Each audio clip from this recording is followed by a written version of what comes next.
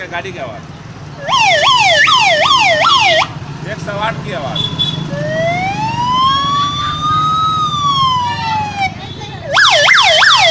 ये कुत्ते का आवाज, जो कुत्ते के पत्थर मारते कैसे बोलता है। और ये पापा की आवाज, आवा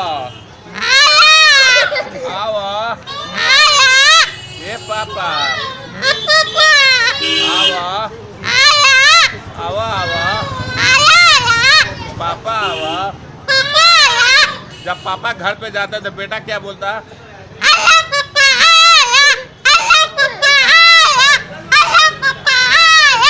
जब गुस्सा में मम्मी आती है तब बेटा को जब मारती है तो कैसे रोता है।